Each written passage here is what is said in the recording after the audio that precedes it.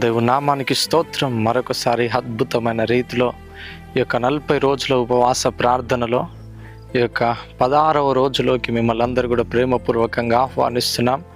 అద్భుతమైన రీతిలో మరొకసారి ఈ విధంగా మీతో వాక్యాన్ని పంచుకొనడానికి దేవుడి ఇచ్చిన యొక్క అద్భుతమైన అవకాశాన్ని బట్టి దేవుని నామానికి మహిమ కలుగును గాక. చూద్దాం, వాక్యం చదువుకుందాం కొద్ది సమయం. రాజుల మొదటి గ్రంథం 5వ అధ్యాయం 3వ వచనం. యెహోవా నా తండ్రి అయిన దావీదు శత్రువులను అతని పాదముల క్రింద అణచు వరకు అన్ని వైపులను యుద్ధములు అతనికి కలిగి ఉండెను. దేవుని నామానికి స్తోత్రం. హల్లెలూయా. చూడండి, సొలొమోను తన కుమారుడు అంటున్నాడు, దావీదును బట్టి తన తండ్రి అయిన దావీదును బట్టి సాక్ష్యం ఇస్తున్నాడు. ఏమంటున్నాడు అని అంటే, యెహోవా నా తండ్రి అయిన దావీదు శత్రువులను అతని పాదముల క్రింద అణచు వరకు అన్ని వైపులను యుద్ధములు అతనికి కలుగజేసెను. చూడండి, కొన్ని పోరాటాలను బట్టి మనం కొన్నిసార్లు భయపడుతూ ఉంటాం. కానీ దేవుని వాక్యం సెలవిస్తుంది, దావీదు విషయంలోనట దేవుడు ఆయన యొక్క శత్రువులను ఆయన పాదపీఠముగా, ఆయన పాదముల క్రింద అణచు వరకంట. తన శత్రువులు, ఆ దావీదు యొక్క శత్రువులను తన పాదముల క్రింద అణచు వరకు అన్ని వైపులా ఏం కలుగజేసిందంటే యుద్ధములు కలుగజేసిందంట.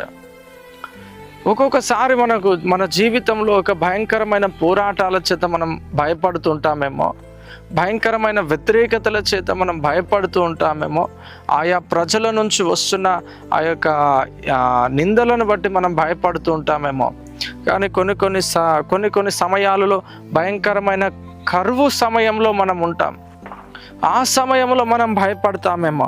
కానీ ఎందుకు దేవుడు ఇవి మన జీవితంలోకి అనుమతిస్తాడు అని అంటే, చూడండి, ఇవన్నీ కూడా మన పాదముల క్రింద అణచు వరకు అన్ని వైపులను అతనికి యుద్ధములు కలగజేసిందంట దేవుడు కదండి.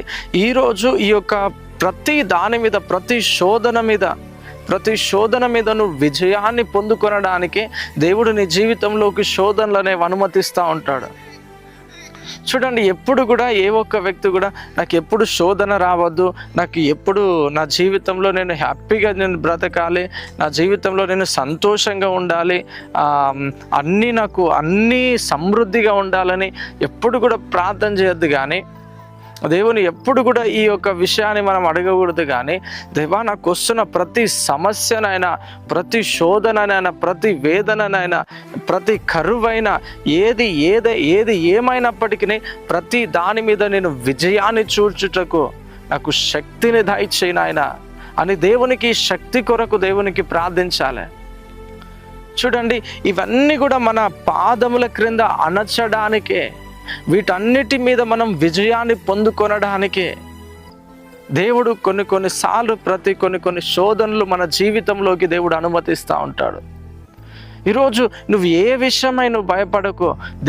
దేవుడు నీకు తోడై ఉన్నంత కాలము, దేవునితో నువ్వు గడుపుతున్నంత కాలము, దేవునితో నువ్వు అంటుకట్టబడి ఉన్నంత కాలము, దేవుని యందు నువ్వు భయభక్తులు కలిగి ఉన్నంత కాలము ఏ శోధన కూడా నేను ఏం చేయలేదు, ఏ వేదన, ఏ కరువు నేను ఏం చేయలేదు, ఎలాంటి ఆర్థిక ఇబ్బందులు నేను ఏం చేయలేవు.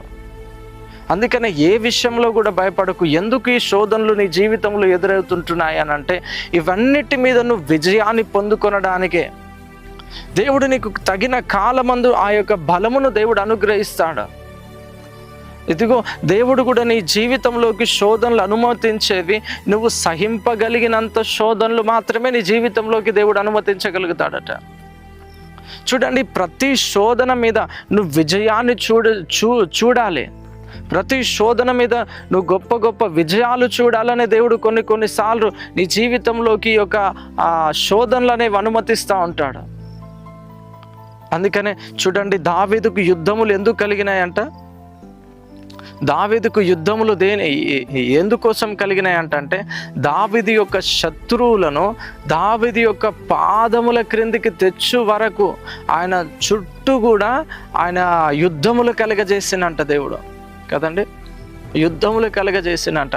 అందుకనే దేవుడు ఆ యొక్క శోధనలు, ఈ యొక్క వ్యతిరేకతలు నీ జీవితంలోకి ఎందుకోసం వస్తున్నాయంటే వీటన్నిటి మీద నువ్వు విజయాన్ని చూడబోతున్నావు. వాటి త్వరలో దేవుడు నీకు సహాయం చేయబోతున్నాడు. దేవుడు నిన్ను ఉన్నత స్థానంలో, వీటి శోధనలు జయించిన తర్వాత దేవుడు నిన్ను ఉన్నత స్థానంలో దేవుడు నిన్ను నిలబెట్టబోతున్నాడు. కనుక దేని విషయమై నువ్వు భయపడకు. దేవుడు నీ ముందు గొప్ప కార్యాల నుంచి ఉన్నాడు. కనుక ప్రతి శోధనను ఎదుర్కొనడానికి నువ్వు నిత్యము కూడా ప్రభుతో నువ్వు సహవాసం చేయడానికి ప్రయత్నించు. దేవుని దగ్గర ప్రతి శోధనను ఎదుర్కొనడానికి ప్రార్థన చేయడం ప్రారంభించు. అందుకనే నువ్వే విషయంలో కూడా భయపడకు. ప్రతి శోధన ఎందుకు నీ జీవితంలోకి దేవుడు అనుమతిస్తున్నాడు అని అంటే వాటి మీద నువ్వు విజయాన్ని చూడడానికే. కనుక ప్రార్థన చేసుకుందామా? తండ్రి స్తోత్రం దేవా, నాయన నీకు వందనాలు చెల్లిస్తూ వస్తున్నాను దేవా. నాయన అద్భుతమైన రీతిలో తండ్రి ఇదిగో నాయన ఇక నేటి దినంలో నాయన ఇదిగో నాయన ఎంతమంది ఇదిగో నాయన ఈ యొక్క మెసేజ్ వింటున్నారు తండ్రి. ప్రతి బిడ్డతో నాయన మీరు మాట్లాడినందుకే నీకు వందనాలు చెల్లిస్తూ వస్తున్నాను తండ్రి. బిడ్డల జీవితంలో నాయన ఎదురవుతున్న ప్రతి శోధనను, ప్రతి విధమైన కరువును, ప్రతి విధమైన ఆటంకాలను నాయన ఇదిగో నాయన బిడ్డలు ఎదుర్కొనుటకు నాయన ప్రతి ఒక్కరికి నాయన మీరు శక్తిని, మీరు బలమును మీరు అనుగ్రహించండి తండ్రి. నీ కృపలో భద్రపరచండి తండ్రి. ఏమాత్రం కూడా తండ్రి శోధనల సమయంలో నాయన బిడ్డలు ఏమాత్రం కూడా తండ్రి కృంగిపోకుండానట్లుగా నాయన మీరు గొప్ప కార్యాలను జరిగించండి. మీరు మీ యొక్క అద్భుత కార్యాలను జరిగించి ప్రతి బిడ్డలనైనా మీరు తృప్తిపరిచి నీ కృపలో భద్రపరిచి కాచి కాపాడమని యేసుక్రీస్తు నామములో అడిగి వేడుకొంచున్నాము తండ్రి. ఆమేన్. దేవు నామానికి స్తోత్రం. అదేవిధంగా ఈ యొక్క 40 రోజుల ఉపవాస ప్రార్థనలలో ఎంతమంది పాల్గొంటున్నారండి? ప్రతిరోజు ఎంతమంది మెసేజ్ వింటున్నారు? ఇంకా ఎవరైనా పాస్టర్ విజేందర్ అనే యూట్యూబ్ ఛానల్ ఇంకా ఎవరైనా సబ్స్క్రైబ్ చేసుకోలేకపోయినట్లయితే ప్రతి ఒక్కరు కూడా సబ్స్క్రైబ్ చేసుకోనండి. ఇక చివరి యొక్క మీటింగ్, చివరి 40 రోజుల ఉపవాస ప్రార్థనల ముగింపు సభ ఫిబ్రవరి 20వ తేదీ రోజు ఉంటుంది. కనుక ఎవ్వరు కూడా మిస్ అవ్వకండి. మీ యొక్క కుటుంబ సమేతంగా రండి. అనేకులం ఈ రోజు వరకు 40 రోజులు మనం మొరపెడుతున్న ప్రతి మొర్రను దేవుని సన్నిధిలోకి చేరబోతుంది. కనుక ప్రతి ఒక్కరం ఆ రోజు మనం మొర్రపెట్టిన ఈ మొర్రకు దేవుడు మనకు ఖచ్చితంగా దేవుడు జవాబును అనేది అనుగ్రహించబోతుంటున్నాడు. శత్రువు మీద ఖచ్చితంగా మనం విజయాన్ని చూడబోతుంటున్నాం. మరలా అంతవరకు రేపు కలుసుకుందాం. అంతవరకు సెలవు. Thank you. God bless you. Praise the lord.